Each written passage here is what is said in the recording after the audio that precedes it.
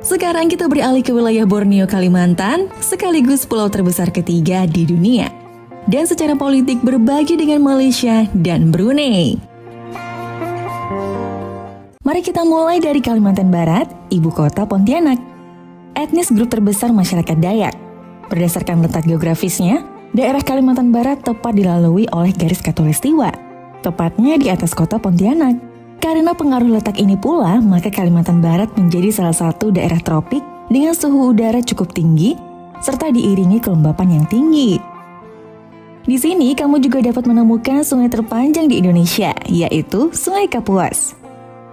Secara etnis, daerah ini didominasi oleh suku Dayak, dan mereka juga mempunyai salah satu komunitas Tionghoa Indonesia terbesar.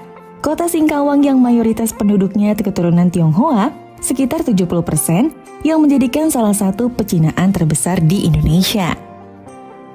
Bahkan pernah ada orang Tionghoa Indonesia yang mencoba membuat negaranya sendiri bernama Kongsi Langfong atau Republik Lanfang, nama sebuah negara Tionghoa dan Federasi Kongsi Hakka di Kalimantan Barat, yang didirikan oleh Lau Fang Fak pada tahun 1777 sampai akhirnya dibubarkan oleh kolonial Belanda pada tahun 1884. Palangkaraya, pusat ibu kota Kalimantan Tengah, dan tentu saja masyarakat Dayak adalah kelompok terbesar. Kalimantan Tengah yang sebelumnya bernama Daerah Dayak Besar sebagai bentuk pemisahan diri dari Kalimantan Selatan, berdiri menjadi provinsi ke-17 yang independen pada tanggal 23 Mei 1957. Pahlawan nasional asal Kalteng, Marsikal pertama TNI, Anakletus Cilik Riwut, sekaligus Gubernur Kalimantan Tengah pertama dari 1958 hingga 1967. Kamu juga dapat menemukan kuil Kaharingan yang merupakan tempat ibadah bagi agama Kaharingan, agama asli suku Dayak di Pulau Kalimantan. Agama Kaharingan sudah ada sejak lama di Kalimantan, bahkan sebelum agama-agama lainnya memasuki.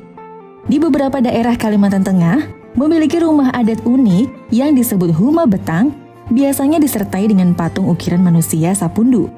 Kita juga bisa jumpai Sandung, merupakan tempat akhir menaruh tulang belulang yang telah dilakukan ritual tiwah oleh masyarakat suku Dayak Ngaju.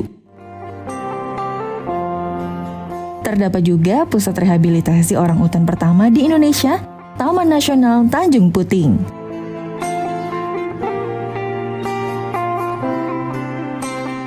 Kalimantan Selatan, ibu kota Banjarbaru. Tetapi kota terbesarnya adalah Banjarmasin, kelompok etnis terbesar Banjar. Ini adalah provinsi terkecil di Kalimantan yang dianggap sebagai provinsi paling datar dan paling berawa di Indonesia.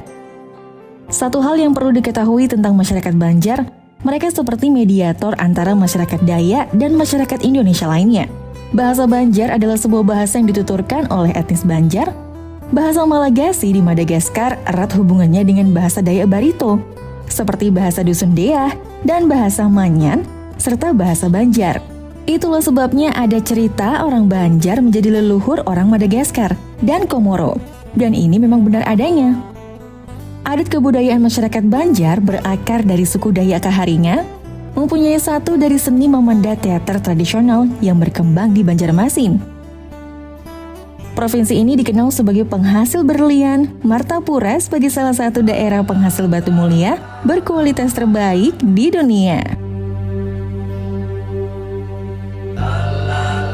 Kalimantan Timur, ibu kota Samarinda, suku terbesarnya Jawa dan Bugis. Ini merupakan salah satu provinsi terkaya di Indonesia. Sebentar lagi akan menjadi ibu kota Indonesia masa depan yang diberi nama Nusantara. Kota ini juga merupakan rumah bagi kerajaan tertua yang ada di Indonesia.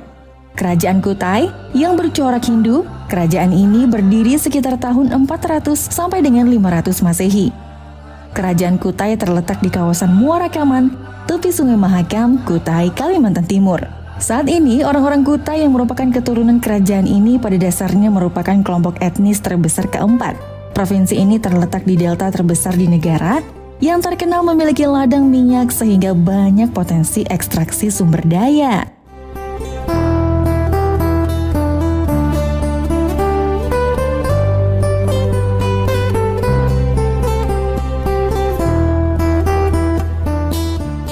Kalimantan Utara, ibu kota Tanjung Selor, dengan kota terbesarnya Tarakan. Kelompok etnis terbesar Melayu dan Dayak yang berbatasan dengan Malaysia dan bahkan memiliki sebuah pulau yang terbelah dua dengan Malaysia, yaitu Pulau Sebatik. Ini adalah warisan dari periode kolonialisme Barat di negara-negara ketiga. Singkatnya, sesuai dengan perjanjian Konvensi London 1891, di mana semua wilayah Sebatik yang dikuasai oleh Belanda diambil oleh Indonesia, dan semua wilayah Sebatik yang dikuasai oleh Inggris diambil oleh Malaysia. Wilayah Sebatik Indonesia masuk dalam wilayah Provinsi Kalimantan Utara, dan wilayah Sebatik Malaysia masuk dalam negara bagian Sabah. Mayoritas penduduk Pulau Sebatik bersuku Bugis, jadi kesimpulannya, ini seperti saudara kandung Kalimantan yang rumit.